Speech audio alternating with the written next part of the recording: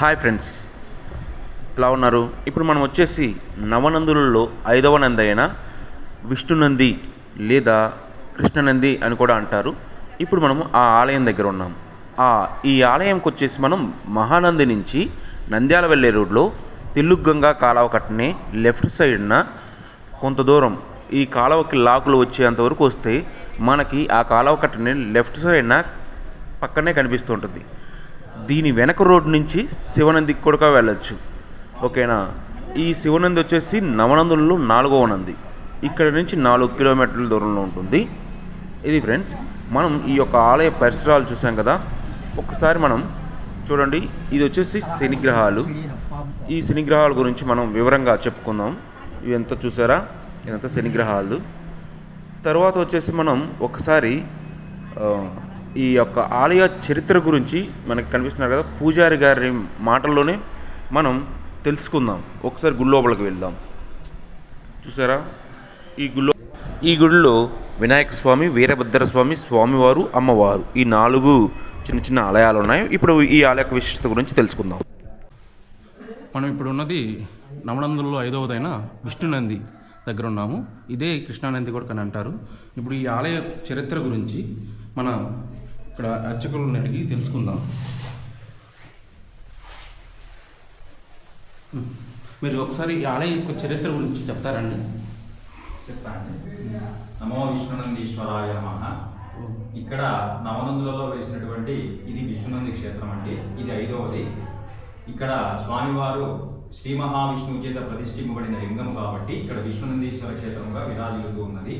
ఇక్కడ స్వామివారి చరిత్రలోకి పోతే పూర్వము శ్రీ మహావిష్ణువు అసుర సంహారం చేయడానికి సుదర్శన చక్రాన్ని వదిలినప్పుడు ఇక్కడ ఒక మునివారు స్వామివారి సేవ చేసుకుంటూ తపస్సు చేసుకుంటూ ఉంటారట. అక్కడ ఉన్నప్పుడు ఆ అసురులందరూ కూడా, అదే రాక్షసులందరూ కూడా ఆ యొక్క ఆశ్రమంలో దూరి తలదాచుకుంటూ ఉంటారంట. తలదాచుకుని ఉన్నప్పుడు ఆ సుదర్శన చక్రం దాటికి ఆ అసురులందరూ చనిపోవడానికి సుదర్శన చక్రం వదిలిపెడితే వాళ్ళ మధ్యలో ఆ మునీశ్వరుడి భార్య కూడా ఉంటుంది. ఆమె కూడా అక్కడ శిరఛేదనం జరిగిపోయి అక్కడ వాళ్ళంతా కూడా చనిపోయి రాక్షసులు, ఆ యొక్క మునివారి భార్య అందరూ కూడా చనిపోతారంట. చనిపోతే తిరిగి ఆశ్రమానికి చేరినటువంటి ఆ మునీశ్వరుడు తన భార్య యొక్క చనిపోయినటువంటి ఆ రూపాన్ని చూసి మనసు ఎంతో బాధపడిందంట ఆ మునీశ్వరుడికి. అప్పుడు ఆ మునీశ్వరుడు శ్రీ మహావిష్ణువుకు శాపం పెడతాడంట. స్వామి, ఇట్లా నీ యొక్క సుదర్శన చక్రం దాటికే కదా నా భార్య కూడా విహితురాలైపోయింది. అందుకోసమయ్యి ఈ రోజు నుంచి నువ్వు కళా విహీనుడు అయిపోతావు, నీకు ఏ కళలు కూడా ఉండవు అని చెప్పి ఆ ముని శ్రీ మహావిష్ణువుకే శాపం పెడతాడట. శాపం పెడితే ఈ విష్ణుమూర్తి అడుగుతాడంట, స్వామి దీనికి విమోచనం ఏముంది అని చెప్పి అడుగుతాడంట. అడిగితే ఆ శంకరునికి నువ్వు ఎప్పుడైతే సేవ చేసుకొని అక్కడి నుంచి నువ్వు బయటపడతావో అప్పుడు నీ శాపం అంతా కూడా తొలగిపోతుంది అని చెప్పి ఆ ముని చెప్తాడంట శ్రీ మహావిష్ణువుకు. అప్పుడు శ్రీ మహావిష్ణువు ఇక్కడ శివలింగాన్ని ప్రతిష్ఠ చేసి ఆ ఈశ్వరుని ప్రసన్నం చేసుకొని ఆ ఉన్నటువంటి ఆ దోషాన్నంతా కూడా పోగొట్టుకొని తిరిగి లక్ష్మీదేవితో పాటు ఉన్నంతకాలం కూడా భూమండలాన్ని అంతా కూడా పరిపాలిస్తూ ఉండేవాడట. అందుకు శ్రీ మహావిష్ణువు చేత ప్రతిష్ఠింపబడిన లింగం కాబట్టి ఇది విష్ణునంది క్షేత్రంగా మరియు కృష్ణనందిగా విరాజిల్లుతూ ఉంది. ఇంతేనండి. ఇక్కడ అభిషేకాలు ఇలాంటివి ఏమైనా చేస్తారా? నిత్యాభిషేకాలు జరుగుతూ ఉంటాయి. మీరు ఎవరన్నా బయట వాళ్ళకి అభిషేకాలు చేయాలంటే 365 రోజులు సంవత్సరం పొడవునా కూడా ఇక్కడ అభిషేకాలు జరుగుతాయి.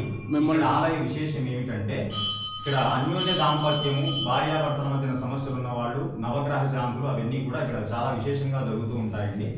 ఇక్కడ మీరు ఆలయానికి వచ్చిన తర్వాత ఎవరైనా భక్తులు అర్చన చేయించుకోవాలనుకుంటే, వాళ్ళు అభిషేకాలు చేయించుకోవాలంటే మిమ్మల్ని ఎలా కాంటాక్ట్ అవ్వాలి? 24 గంటలు మేము అవైలబుల్లోనే ఉంటామండి. మీ ఫోన్ నెంబర్ ఏమైనా చెప్పగలుగుతారా?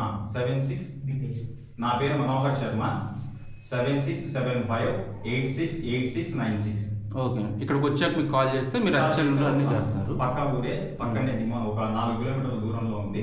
ఇక్కడ ఒకవేళ ఏదైనా పూజలు కావాలన్నా కూడా ఈ నెంబర్కి వచ్చి మీరు సంప్రదిస్తే కనుక వచ్చి కార్యక్రమాలు చేయిస్తాము. ఓకే అండి. Okay, thank you. ఓం నమః శివాయ. ఈ ఆలయ యొక్క చరిత్ర గురించి పూజారి గారు ఇంకా మనకి ఇక్కడ ఉన్న విశేషాల గురించి చెప్తా ఉన్నారు. వాటి గురించి ఇప్పుడు మనం తెలుసుకుందాం ఒకసారి. ఫస్ట్ ఇక్కడ ఒక్కొక్క ఆలయం గురించి చెప్తా ఉన్నారు. చెప్పండి. వేదాలు 4 రకములు: ఋగ్వేదము, యజుర్వేదము, సామవేదము, అధర్వణ వేదము. మీరు అన్ని ఆలయాల్లో కూడా ఋగ్వేదం ప్రకారం ప్రతిష్ఠ అయినటువంటి నవగ్రహాలు చూసింటారు. కానీ యజుర్వేదం ప్రకారము ఇక్కడ మాత్రం ప్రత్యేకంగా ఋగ్వేదంలో ఏర్పాటు చేసినటువంటి నవగ్రహాలు ఇవన్నీ కూడా. ఈ నవగ్రహాల్లో వాహనాలు వేరుగా ఉంటాయి. అట్లా పోతే కనుక అంతా కూడా విశేషంగా ఇక్కడ నవగ్రహారాధనలు కూడా జరుగుతూ ఉంటాయి. రెండవది అక్కడ నందివారు. రాండి చూపిద్దాం.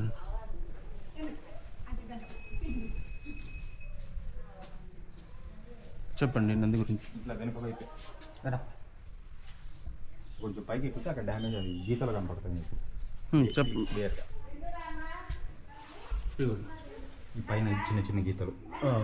ఇక్కడ పూర్వము మొత్తం అంతా కూడా అడవి ప్రాంతమే.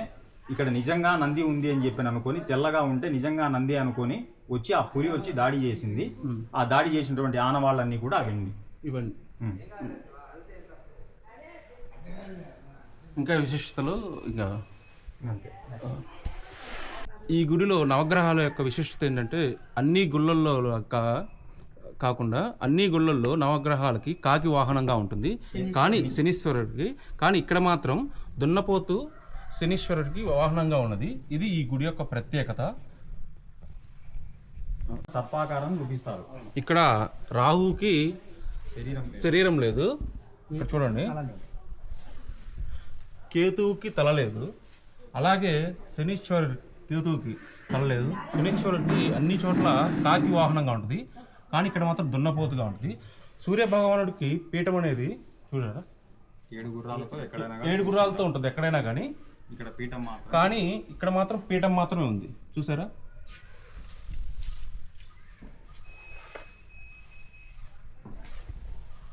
ఇది ఇక్కడ ఒక విశిష్టత. ఎవరైనా వచ్చినప్పుడు ఇక్కడ కంపల్సరీ ఇది గమనించండి. ఇక ఇప్పుడు మనం లోపలికి వెళ్దాం. ఈ గణపతి ఇక్కడ శ్రీ మహాగణపతి నమః. ఈయన గణపతి ఇక్కడ. తర్వాత వచ్చేసి క్షేత్రపాలకుడు వీరభద్రుని సన్నిధి ఇది. ఈయన వీరభద్రుడు.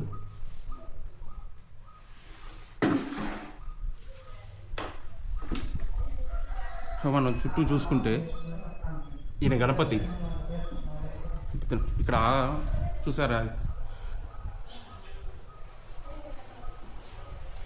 పైన ఆలయ శిల్పకళా సంపద.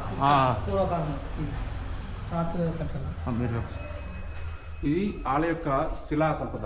చూసారా? పూర్వకాలంలో ఈ యొక్క ఆకృతిని చూసారా? ఈ శిలా ఖండాన్ని పూర్వకాలంలో మాత్రమే ఇలా చేయగలరు. ఇక్కడ శాసనాల ప్రకారంగా ఇది ఎంతో ఆధునికంగా ఎప్పుడు స్వామి ఇది ఎన్నో సంవత్సరం? 1919లో మొదలు పెడితే 57 పూర్తయింది.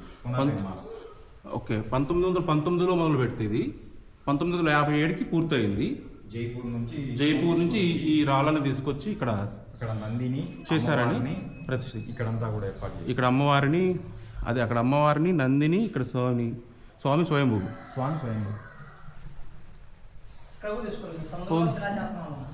ఇక్కడ కూడా శిలాశాసనాలు. ఈ శిలాశాసనం వచ్చేసి రాక్షసులు దేవులు తిరుగుతున్నట్టు పూర్వం చేసిన వాళ్ళు శాసనాలు, ఆలయ శాసనాలు చేసిన వాళ్ళ పేర్ల.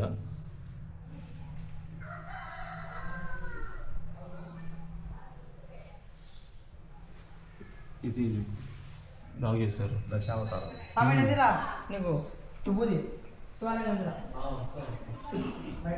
ఈమె శ్రీ భవానీదేవి సన్నిధి.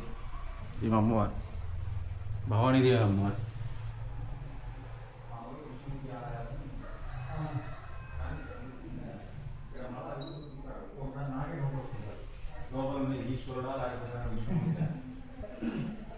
ఇక్కడ మామూలు వాహన